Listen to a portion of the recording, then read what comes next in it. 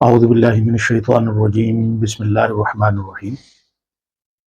آپ حضرات جانتے ہیں کہ ہم نے پچھلے جو 2-3 سیشنز کیے ہیں تو اس میں ہم پڑھ رہے تھے الفعل الثلاثی المزید فیہ، جس میں ہم نے یہ سیکھا تھا کہ جو ثلاثی مجرد کا فعل ہے کہ جس میں 3 حرف پر ایک فعل مبنی ہوتا ہے،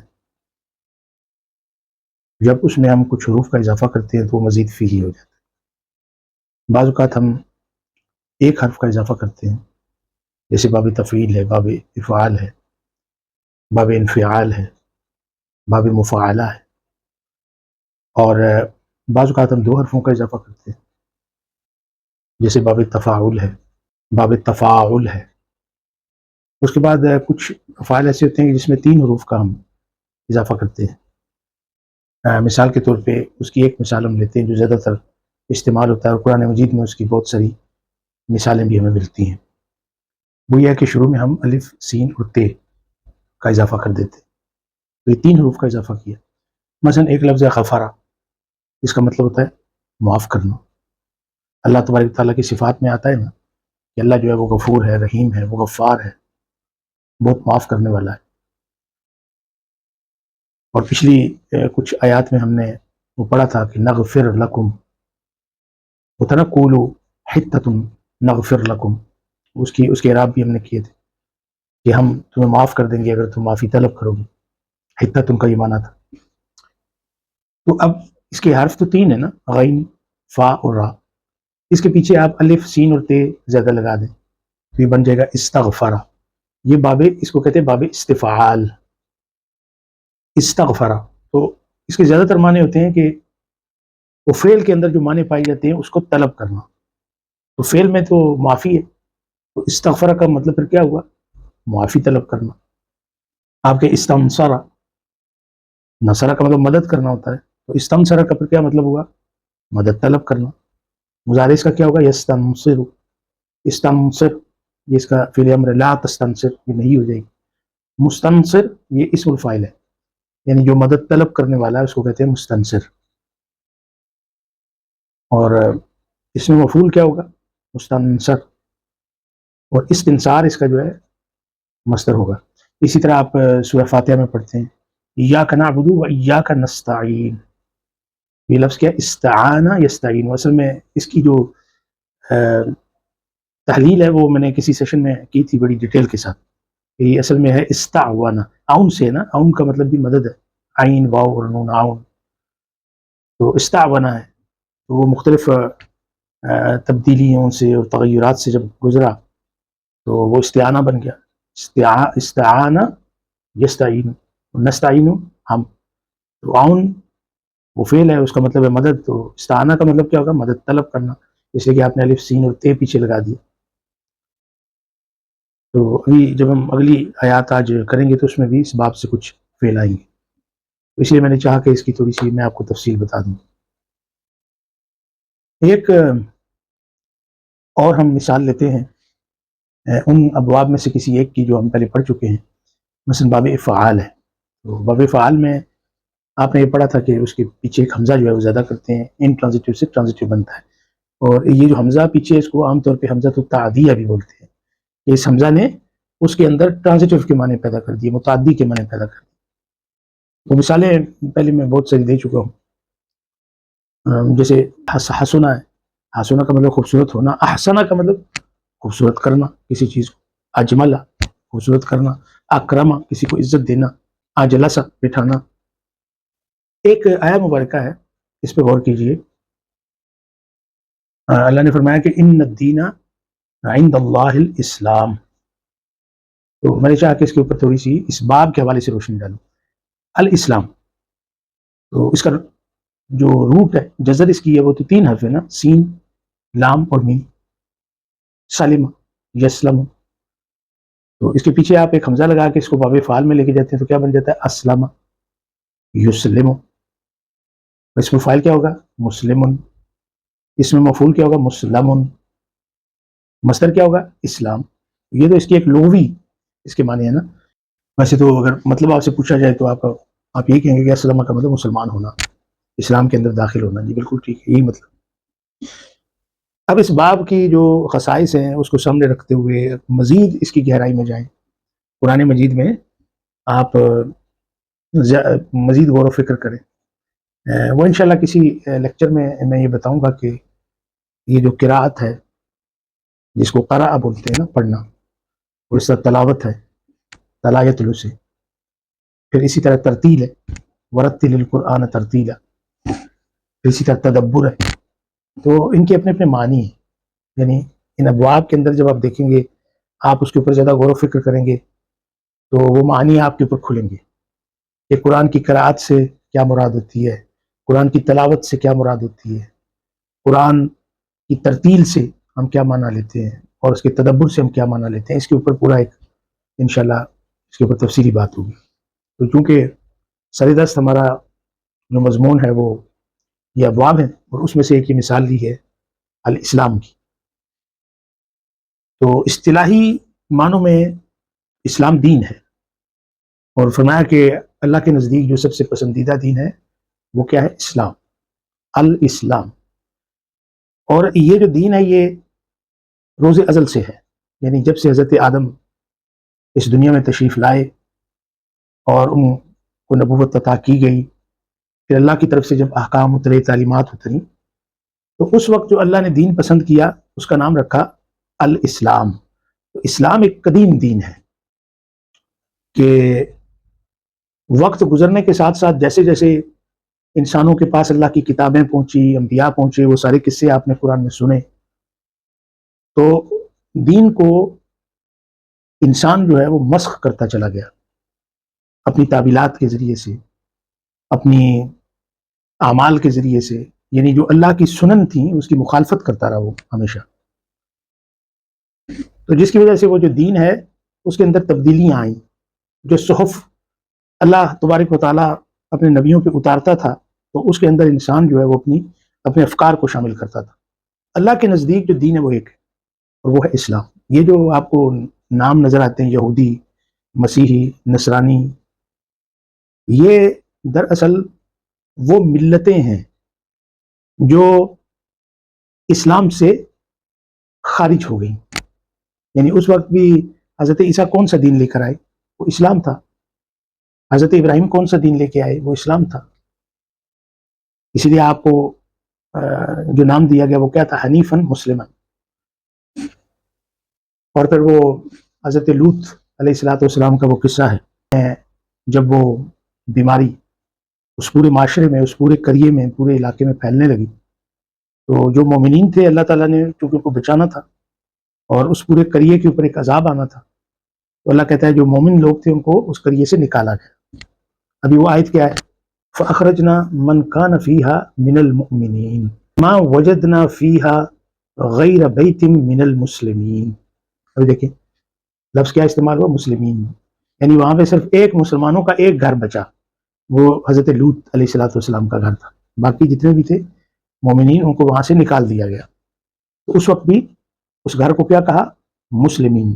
تو مطلب یہ کہ یہ دین جو ہے یہ حضرت آدم علیہ السلام سے اللہ کو پسند ہے، اور اسی دین کی آبیاری کے لیے، اس کی نشر و اشاعت کے لیے انبیاء علیہ السلام تشریف لائے، ان کے اوپر کتابیں اتریں، اور جب وہ سرکشی حد سے بڑھ گئی تو پھر نبی آخر الزمان حضرت محمد مصطفیٰ صلی اللہ علیہ وآلہ وسلم کو مبعوث کیا گیا، اور آپ کو وہ کتاب دی گئی کہ جس میں تحریف کی کوئی گنجائش باقی نہ رہی، کیونکہ اللہ تبارک و تعالیٰ نے خود فرمایا کہ ہم نے اس ذکر کو نازل کیا اور ہم ہی اس کی حفاظت کرنے والے ہیں۔ چونکہ اس کی ذمہ داری، اس کی حفاظت کی ذمہ داری اللہ نے اٹھائی، اس لیے یہ کتاب ہر طرح کی تحریف سے پاک ہے، یہ پیور خالصتاً اللہ کا کلام ہے۔ تو اب جس بات کی طرف میں آپ کو لے کے جانا چاہتا ہوں وہ یہ ہے کہ یہاں پہ لفظ جو استعمال ہوا ہے وہ ہے اسلام، اور اس کے جو ثلاثی مجرد ہے وہ ہے سین، لام اور میم۔ قرآن مجید میں مثلا ایک اور جگہ کے اوپر اللہ تعالیٰ فرماتے ہیں، سورہ زمر ہے اور آیت نمبر 29 ہے، اس کا آپ ضرور مطالعہ کیجیے۔ اس میں اللہ تعالیٰ نے ایک مثال دی ہے، ضرب اللہ مثلا رجلا فیہ شرکاء متشاکسون ورجلا سلما لرجل۔ تو اللہ تعالیٰ وہ مثال دے رہا ہے کہ ایک شخص ہے جس کے بہت سارے پارٹنرز ہیں، آپ یہ کہہ لیجئے کہ اس کے آقا جو ہیں وہ بہت زیادہ ہیں. تو ایک انسان وہ، دوسرا وہ ہے کہ جس نے اپنے آپ کو صرف ایک شخص کے حوالے کیا ہوا ہے. عربی میں کہتے ہیں سلم الیہ یا سلم لہو، یعنی اس نے اپنے آپ کو اس کے حوالے کر دیا. تو مطلب اس کا ایک آقا ہے تو اس کی وہ خدمت بجا لاتا ہے، تو اس کی زندگی بڑی آرام سے گزر رہی ہے. اور ایک وہ ہے کہ جس کے بہت سارے آقا ہیں، کوئی اس کو کہتا ہے اٹھ کے بیٹھو، کوئی کہتا ہے چلو، کوئی کہتا ہے کہ تیز کام کرو، کوئی کہتا ہے آہستہ سے کام کرو، یعنی مختلف طرح کے عوامر اس کو مل رہے ہیں اور اس کی زندگی جو ہے وہ اجیرن ہو چکی ہے. ابھی یہاں پہ یہ مثال دینے کی ضرورت اس لیے پیش آئی کہ اس میں جو روٹ ہے وہ سین لام اور میم ہے. یعنی میں کہنا یہ چاہ رہا تھا کہ یہ سلام اللہو کا مطلب کیا ہے کہ اپنے آپ کو کسی ایک شخص کے حوالے کر دینا، سپرد کر دینا. اور توحید بھی کیا ہے کہ انسان جو ہے وہ اپنے آپ کو صرف اور صرف اپنے آقا کے حوالے کرتا ہے، اپنے مالک کے حوالے کرتا ہے. وہ اللہ کو اپنا مالک، اپنا خالق، اپنا سب کچھ سمجھتا ہے، رازق اس کو سمجھتا ہے. تو پھر اس کی جو زندگی ہے وہ بڑی آرام سے بسر ہوتی ہے، کیونکہ وہ عوامر ایک طرف سے آتے ہیں اور ان عوامر کو بجا لانا اس کے لیے آسان ہو جاتا ہے. تو پھر اب اسلام کا مطلب کیا ہوا؟ اسلام کا مطلب یہ ہوا کہ ایک ایسے نظام کے اندر داخل ہونا جو اللہ کا پسندیدہ نظام ہے، کہ جس میں انسان اپنے آپ کو اللہ کے حوالے کر دیتا ہے.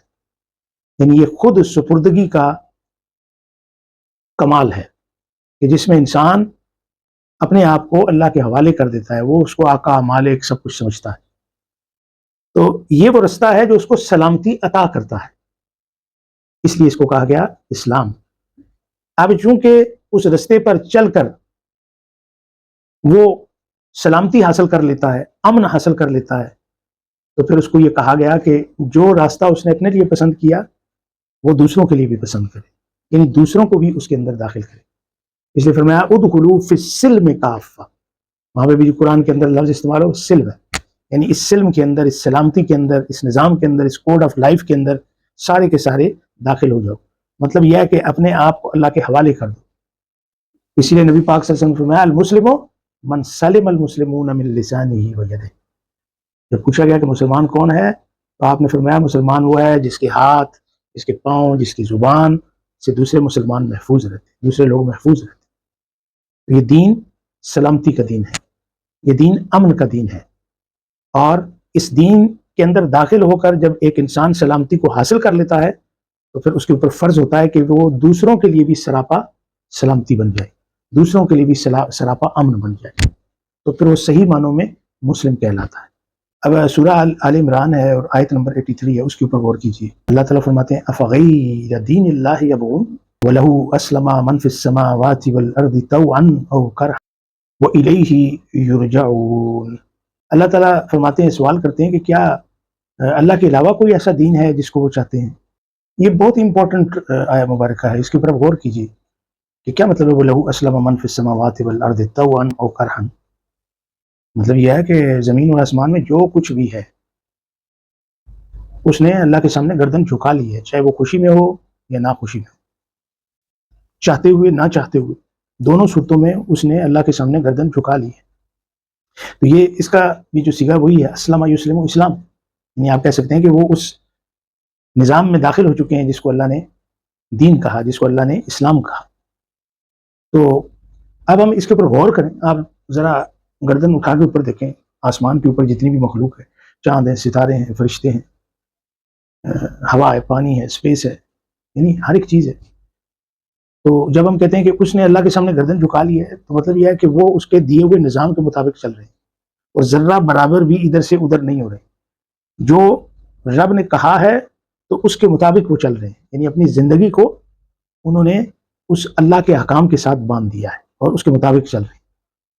تو پھر ذرا اوپر سے نیچے دیکھیں، زمین کے اوپر ایک ایسی مخلوق ہے جس کے بارے میں فرشتوں نے کہا تھا کہ اللہ تو ایسی مخلوق کو زمین پہ بھیج رہا ہے اور نائب بنا رہا ہے، خلیفہ، کہ جو زمین پہ فساد برپا کرے گی، یفسد فیہا ویسفک الدماء، اور خون ریزی کرے گی.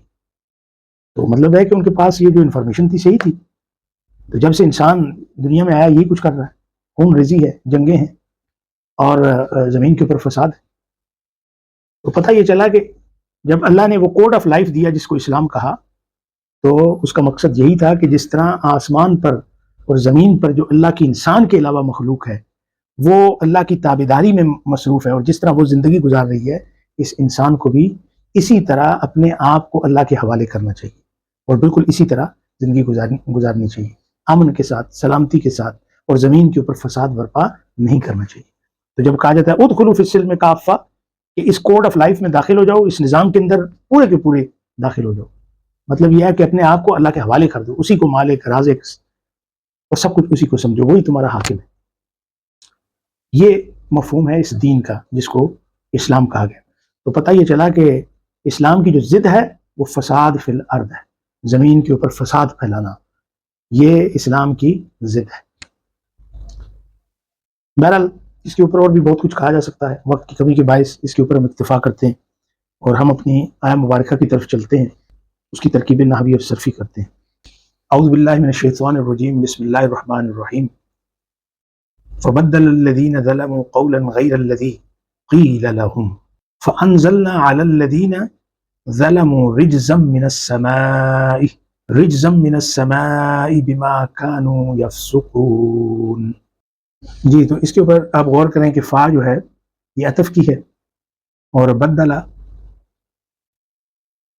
یبدلو، اب غور کیجئے تو آپ کو پتہ چلے گا کہ باب تفعیل میں سے، کیونکہ اس کا جو عین کلمہ ہے دال، اس کو ہم نے ڈبل کر دیا ہے، ہم نے کہا بدلا، فبدلا، بدلا یبدلو، مصدر کیا ہوگا؟ تبدیل، اسم الفاعل کیا ہوگا؟ مبدل، اسم مفعول کیا ہوگا؟ مبدل، اور بدل ہوگا امر، لا تبدل نہیں ہوگا۔ تو اس کا مطلب ہوتا ہے تبدیل کرنا، بدل دینا، ایک چیز کی جگہ پر کسی دوسری چیز کو رکھ دینا۔ تو فرمایا کہ پس بدل دیا، الذین، یہ اسم موصول ہے، مبنی اور محلن مرفوع ہے چونکہ یہ فاعل واقع ہو رہا ہے، بدلہ کا یہ فاعل ہے، ظلموا یہ فعل ماضی ہے، مبنی ہے، اور مبنی کس کے اوپر ہے؟ ضمہ کے اوپر، پیش کے اوپر۔ اس میں جو واو آپ کو نظر آ رہی ہے یہ فاعل کی ہے، یعنی ضمیر متصل ہے، مبنی اور محلن مرفوع ہے، یہ فاعل ہے ظلموا کا، اور الف جو نظر آ رہا ہے اس کو کہتے ہیں الف الفارقہ۔ تو یہ پورا ایک جملہ بنانا ظلموا فعل اور فاعل کے ساتھ، اس کو ہم کہیں گے کہ یہ صلۃ الموصول ہے، یہ جو موصول الذین ہے اس کا ایک صلہ ہے، اس کا ایک رابطہ ہے، اور صلۃ الموصول جو ہوتا ہے لا محل لها من الاعراب، اعراب میں اس کی کوئی جگہ نہیں ہوتی، نہ منصوب ہوتا ہے، نہ مجزوم ہوتا ہے، نہ مرفوع ہوتا ہے، نہ منصوب ہوتا ہے، کیونکہ وہ فاعل نہیں واقع ہو رہا، مفعول بھی نہیں واقع ہو رہا، تو پھر اس کی اعراب میں کوئی جگہ نہیں ہے نا۔ فبدل الذین ظلموا قولا، یہ مفعول بھی منصوب بالفتح الظاہر ہے، کیونکہ یہ مفعول بھی بن رہا ہے بدلا، کہ وہ لوگ جنہوں نے ظلم کیا، یعنی جو یہود تھے بنی اسرائیل، جنہوں نے ظلم کیا، انہوں نے تبدیل کر دیا ایک بات کو، انہوں نے ایک قول کو انہوں نے تبدیل کر دیا، غیر الذی قیل لہم۔ اب یہ جو غیر ہے یہ صفت ہے قولن کی، اس لیے یہاں پہ دیکھیں اس کے اوپر زبر، اور یہ اس کا بدل بھی ہو سکتا ہے، یعنی وہ کون سا قول تھا؟ یعنی غیر الذی قیل لہم، اور غیر یہاں پہ مضاف بن کے ہے، الذی اس میں موصول ہے، اور مبنی اور محلن مجرور ہے چونکہ مضاف الیہ واقع ہو رہا ہے، غیر کا مضاف الیہ ہے۔ قیلا یہ فعل ماضی مبنی للمجہول ہے، یہ پیسو وائس، اس کا جو ایکٹیو وائس ہے وہ ہے قالا، معروف کیا ہے؟ قالا، اور مجہول کیا ہے؟ قیلا۔ قالا کا مطلب اس نے کہا، قیلا کہا گیا، لہم حرف جر، ہم ضمیر ہے متصل ہے، مبنی اور محلن مجرور ہے چونکہ اس کے پیچھے حرف جر ہے۔ تو پس بدل دیا ظالموں نے، ان لوگوں نے جنہوں نے ظلم کیا، ظالموں نے بدل دیا اس بات کو ایک ایسی بات سے، انہوں نے بدل دیا اس بات کو ایک ایسی بات سے جو ان کو نہیں کہی گئی تھی، یعنی غیر الذی قیل لہم، جو ان کو بات کہی گئی تھی اس کے علاوہ کسی دوسری بات سے بدل دیا۔ اس کا کیا مطلب ہے؟ وہ آپ نے پچھلی سیشن میں پڑھا تھا نا کہ جب ان کو انسٹرکشنز دی گئیں بنی اسرائیل کو کہ جب تم اس قریہ میں داخل ہو جاؤ، ایک تو یہ ہے کہ سجدے کی حالت میں نہیں جھک کر داخل ہونا ہے، اور دوسرا یہ ہے کہ جب اس باپ سے داخل ہو تو اللہ سے مغفرت طلب کرنی ہے، اور مغفرت طلب کرنے کے لیے اللہ نے ان کو ایک کوڈ دیا جو اس وقت کا ایک مشہور کوڈ تھا جس کا حتتن، حتتن کا کیا مطلب تھا کہ اے اللہ یعنی حط عنا خطایانا، کہ ہماری جو خطایا ہیں، ہمارے جو گناہ ہیں وہ ہم سے اتار دے، معاف کر دے. تو معافی کا ایک کوڈ تھا، ایک سمبل تھا کہ جب وہاں سے تم گزرو گے تو حتتن کہنا، اس طرح پہ تمہیں معافی مل جائے گی. تو انہوں نے اس کول کو بدل دیا. وہ جب وہاں سے گزرنے لگے تو وہ مذاق کرنے لگے، حتتن کی جگہ پہ ہندتن وغیرہ وغیرہ اس طرح کا لفظ انہوں نے استعمال کیا، جس کا مطلب وہ نہیں تھا جو اللہ ان سے کہلوانا چاہتا تھا. تو ایک طرح کا مذاق اڑایا. تو یہ اس کی طرف اشارہ ہے کہ ان ظالموں نے اس کوڈ کو، اس بات کو بدل دیا اور اس کی جگہ پہ وہ بات کہی کہ جو ان کو نہیں کہی گئی تھی. فَأَنزَلْنَا، تو فا یہ سببی ہے، پھر اب سزا شروع ہوگی. اللہ نے کہا اچھا ٹھیک ہے، اتنے احسانات کی، اتنی نعمتیں عطا کی، اتنی ان کی سرکشیوں کو معاف کیا، یہاں تک کہ انہوں نے شرک کیا تھا تو وہ بھی معاف کر دیا، لیکن اس کے باوجود یہ لوگ باز نہیں آئے اور انہوں نے اس کو مذاق بنا لیا. تو اب اس کی پاداش میں اللہ نے کیا کہا؟ انزلنا، تو ہم نے اتارا. انزلنا فعل ماض مبنی علی السکون، نا ضمیر متصل مبنی محلن مرفوع فاعل. تو ہم نے اتارا، انزال یہ بھی باب افعال میں سے ہے، انزل ینزل انزال. علی الذین ظلموا، علی حرف جر، الذین اس میں موصول مبنی اور محلن مجرور ہے چونکہ یہ جر کے بعد آیا ہے. ظلموا اس کے اعراب بھی وہی ہیں جو پیچھے میں نے کیے ہیں. ظلموا فعل ماضی ہے مبنی علی الضمہ ہے، اور اس کی جو واو ہے یہ فاعل کی ہے، الف الفارقہ ہے. یہ پورا جملہ جو ہے صلۃ الموصول ہے، الذین کا صلہ ہے، یعنی وہ لوگ کہ جنہوں نے ظلم کیا تھا اس کے اوپر اللہ نے اتارا. کیا اتارا؟ رجزن، مفعول بھی منصوب بالفتحہ الظاہرہ، رجزن عذاب، ایک عذاب اتارا. من السماء، من حرف جر، السماء اس میں مجرور بالکسرہ الظاہرہ، حرف جر با حرف جر بما کانوا یفسقون. با کیا حرف جر ہے؟ ما اس میں موصول ہے الذی کے معنوں میں اور مبنی ہے سکون کے اوپر محلن مجرور ہے چونکہ جر کے بعد آیا ہے. کانو اس کا بہت دفعہ اعراب ہوا ہے کہ یہ فعل ناقص ہے کانا اور مبنی ہے اس کے اوپر علی الضمہ ظاہرہ. واو ہم کہیں گے کہ واو ضمیر ہے متصل ہے مبنی ہے محلن مرفوع ہے کیونکہ یہ اسم کانا ہے. یفسقون فعل مضارع مرفوع بثبوت النون، اور واو الجماعہ یعنی یہ فاعل کی واو ہے. تو یفسقون پورا ایک جملہ ہوا فعل اور فاعل سے. یہ محلن کیا ہوا؟ محلن منصوب ہے چونکہ یہ کانا کی خبر ہے، اور کانا کی خبر منصوب ہوتی ہے اور اس کا اسم مرفوع ہوتا ہے.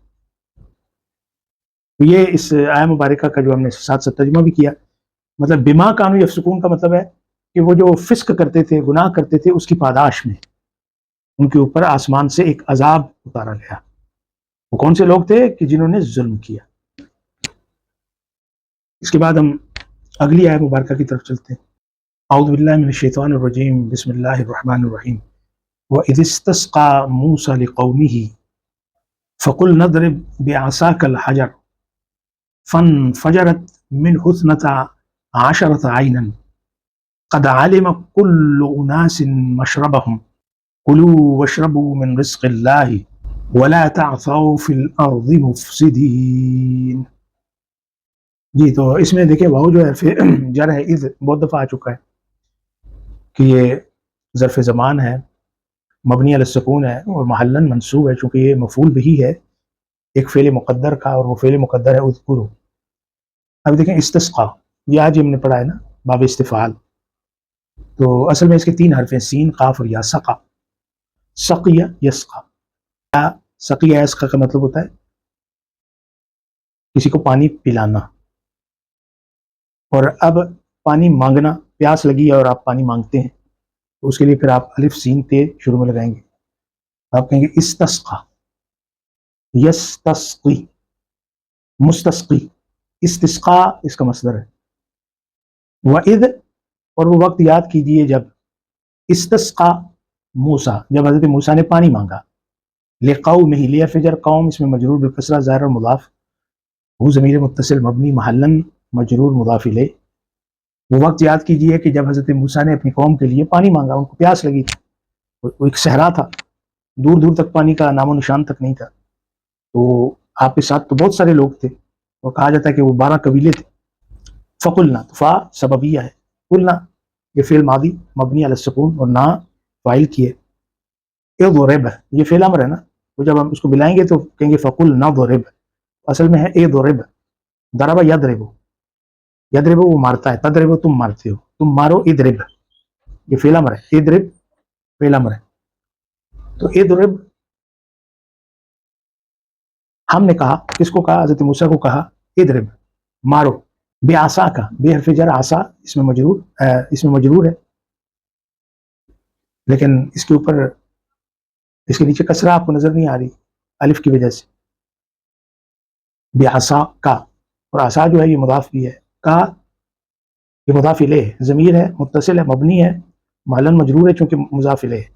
اپنے آسا کے ساتھ مارو، الحجرہ یہ مفعول بھی منصوب ہے، یعنی کس کو مارو؟ پتھر کو مارو، یہ جو آپ کے سامنے پتھر ہے اس کے اوپر اپنا عصا ماریے.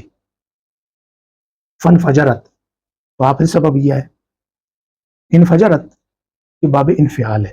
دیکھیں اس میں کتنے باب آ گئے ہیں، ابھی باب استفعال تھا، اب آگے یہ جو ہے باب انفعال ہے، یعنی فجرہ سے انفجرہ، فجرہ کا مطلب ہوتا ہے پھوڑنا، اور انفجرہ پھوٹنا، یعنی وہ ورب انٹرانزٹیو ہے، انفجرہ، انفجرت یہ مؤنث کا صیغہ ہے نا، تا تانیث لا محل لها من الاعراب.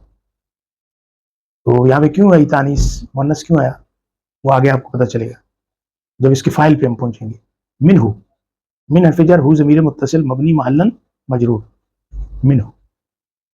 اثنتا عشرتا عینن، یہ آپ نے پڑھے ہیں نا، عدد مرکب عددی آپ کو پڑھایا تھا، اس میں نے کہا تھا، آپ کو یاد ہوگا کہ 11 اور 12 جو ہیں ان کا اصول یہ ہے کہ معدود کے مطابق آتے ہیں دونوں جز. اس میں عین آپ دیکھیں، اور یہ بھی کہا تھا کہ وہ تمییز بن کر آتے ہیں، یعنی مفرد ہوتے ہیں اور منصوب. تو عین چونکہ چشمے کو کہتے ہیں اور عربی زبان میں عین یہ مؤنث ہے، عین آنکھ کو بھی کہتے ہیں، یہ بھی مؤنث ہے. تو چونکہ مؤنث ہے اس لیے آیا اثنتا عشرتا، اثنتا عشرتا. اور اس کی دوسری شکل کیا بنتی ہے، یعنی آیت کے علاوہ اثنتا عشرتا، یعنی اگر وہ منصوب ہوتا، تو چونکہ یہ فاعل بن رہا ہے اس لیے یہاں پہ آیا اثنتا، نون گرا ہوا ہے. اثنتا چونکہ یہ بالکل قاعدہ لگتا ہے وہ مضاف مضاف الیہ والا، کہ جیسے تسنیہ ہو، جمع مذکر سالم ہو تو نون گر جاتا ہے نا، تو اصل میں تھا اثنتان، تو نون گر گیا، اثنتا عشرتا عینن. تو یہ اثنتا عشرہ کیا ہے؟ یہ فاعل ہے، مرفوع ہے. یہ مرفوع کس کے ساتھ ہونا چاہیے تھا؟ نون کے ساتھ، لیکن نون گر گیا اضافت کی وجہ سے. اثنتا عشرہ عشرتا عینن، عینن چشمے. تو اس سے جب آپ نے وہ عصا مارا پتھر کے اوپر تو اس سے 12 چشمے پھوٹے، پتھر سے اللہ کی قدرت سے 12 چشمے پھوٹے. قد علما، یہ قد حرف تحقیق ہے، یعنی ڈاؤٹ کو ختم کرنے کے لیے استعمال ہوتا ہے. اور ویسے آج کل کی جو عربی ہے اس میں جب آپ پریزنٹ پرفیکٹ ٹینس استعمال کرتے ہیں تو اس میں یہ قد کا اور لقد کا استعمال ہوتا ہے. میں ایک مثال دے دوں، جیسے طور پہ دیتا ہوں کتبہ، کتبہ کا کیا مطلب ہے؟ He wrote. لیکن جب میں کہوں قد کتبہ تو جو آج کل کی ماڈرن عربک ہے اس میں کیا کہیں گے؟ ہی ہیز ریٹن، یعنی اس نے لکھ لیا ہے، وہ لکھ چکا ہے، اس معنوں میں استعمال ہوتا ہے. تو قرآن مجید میں وہ تحقیق کے معنوں میں. قد علم، علم فعل ماض مبنی علی الفتح علی آخر الفتح الظاہرہ، کلو یہ فاعل واقع ہو رہا ہے اس لیے لام کے اوپر پیش ہے، یہ مضاف بھی ہے اس لیے کل نہیں آیا کیونکہ مضاف میں تنوین نہیں ہوتی. اناسن یہ مضاف الیہ ہے اس لیے مجرور ہے، کہ ہر بندے کو پتہ چل گیا، یعنی تمام لوگوں کو جو وہاں پہ موجود تھے. قد علم وہ جان گئے، مشربہم، مشربہ مفعول بھی منصوب بالفتح ظاہر، مضاف بھی ہے، ہم ضمیر متصل ہے مبنی ہے محلاً مجرور ہے چونکہ مضاف الیہ واقع ہو رہی ہے. یعنی تمام لوگوں کو اپنے مشرب کا پتہ چل گیا کہ کہاں سے ان کو پانی پینا ہے. تو چونکہ وہ 12 قبیلے تھے تو 12 چشمے جاری کر دیے گئے تاکہ وہ سکون کے ساتھ اپنے اپنے چشمے سے پانی پئیں اور ایک دوسرے سے لڑیں جھگڑے نہیں. قد علم کل اناس مشربہ، پھر اللہ نے فرمایا کلوا واشربوا من رزق اللہ، کہ ابھی چشمے جاری ہو گئے ہیں، پھر پھل اور نباتات اور پودے اور سبزیاں اگیں گی، کھانے پینے کا سامان بھی موجود ہے، کھاؤ پیو. کلو، کلو کے بارے میں پہلے میں بتا چکا ہوں کہ فعل امر ہے اور کیسے بنا پچھلے سیشن میں. یہ فعل امر ہے، بنا کیسے ہے تو وہ آپ کو پچھلا سیشن دیکھنا ہوگا. کلو اس کو ہم کہیں گے فعل امر، مبنی علی حذف النون لأن مضارعہ من الافعال الخمسہ، اس کا چونکہ مضارع افعال خمسہ میں سے اس لیے نون گر گیا، اور واو جو ہے یہ فاعل کی ہے، الف کیا ہے؟ الف الفارقہ. وشربو عطف ہے، اور وشربو یعنی اشربو، شربا یشربو، اور اشربو کا مطلب تم پیتے ہو، اشرب تم پیو، اشرب الماء تم پانی پیو، اشربو وہ جمع ہے تم سب پیو یعنی کھاؤ اور پیو. من رزق اللہ، من حرف جر، رزق اس میں مجرور بالکسرہ ظاہر اور مضاف بھی ہے، اور اللہ اس میں جلالہ مضاف الیہ ہے اس لیے مجرور ہے. ولا تعثوا فی الارض مفسدین، اور یہ واو کیا ہے؟ عطف کیا، لا الناہیہ ہے، نافیہ نہیں ہے، لا ناہیہ کیونکہ فعل نہیں بن رہا ہے نا، اس لیے آپ نے دیکھا اصل میں تھا تعثونا، تو لا چونکہ فعل مضارع کو جزم دیتا ہے، اور افعال خمسہ میں جزم کا معنی کیا ہوا کہ ان کا نون اڑا دیں، کیونکہ وہاں پہ نون جو ہے وہ حرکت ہے، وہ رفع کی نشانی ہوتی ہے، تو اس لیے ہم کہیں گے تعثوا فعل مضارع مجزوم لأنه مسبوق بلا الناہیہ، کیونکہ اس کے پیچھے لا الناہیہ ہے اس لیے نون حذف ہو گئے. فی الارض، فی حرف جر ہے، الارض اس میں مجرور بالکسرہ ظاہر، اور زمین میں فساد نہ پھیلاؤ. عطا یعثو اس کا مطلب ہوتا ہے ٹو کریٹ ڈس آرڈر. مفسدین پہ غور کیجیے، یہ باب فعال میں سے یعنی ثلاثی مجرد دیکھیں تو اس کے 3 حرف ہیں، فا سین اور دال. فسد یفسد، کسی چیز کا فاسد ہونا، اور پھر آپ اس کو باب فعال میں لے کر جائیں تو آپ کہیں گے افسد یفسد، اسم الفاعل کیا ہوگا؟ مفسد، اور اس کا مصدر کیا ہو جائے گا؟ افساد. تو مفسد کی جو جمع مذکر سالم ہے وہ آپ کو پتہ ہے مفسدونہ اور مفسدینہ ہے، رفعی حالت میں مفسدونہ ہے اور نصبی اور جری حالت میں مفسدینہ ہے، یعنی فساد برپا کرنے والے، اس کا مطلب یہ ہے. تو یہاں پہ مفسدینہ نصبی حالت میں آیا، کیوں آیا؟ کیونکہ یہاں پہ حال واقع ہوا، تو مفسدین کا مطلب ہوا فساد پھیلانے والے، یعنی حال ان کا بیان کیا گیا کہ زمین پر تمہارا کردار اس طرح کا نہ ہو، تمہارا حال یہ نہ ہو کہ زمین میں تم فساد پھیلاتے پھرو، فساد برپا کرتے پھرو، یہ اس کا مطلب بنتا. مفسدین آپ کہیں گے حال منصوب بالیا، کیونکہ یہ جمع مذکر سالم ہے. تو یہ 2 آیات تھی 59 اور 60، 59 اور 60، جس کی ہم نے ترکیب نحوی کی اور پھر اس کے مطابق اس کا ترجمہ بھی کیا. تو یہ آج کے لیے کافی ہے، انشاءاللہ کل ہم اگلی آیات پر غور و فکر کریں گے.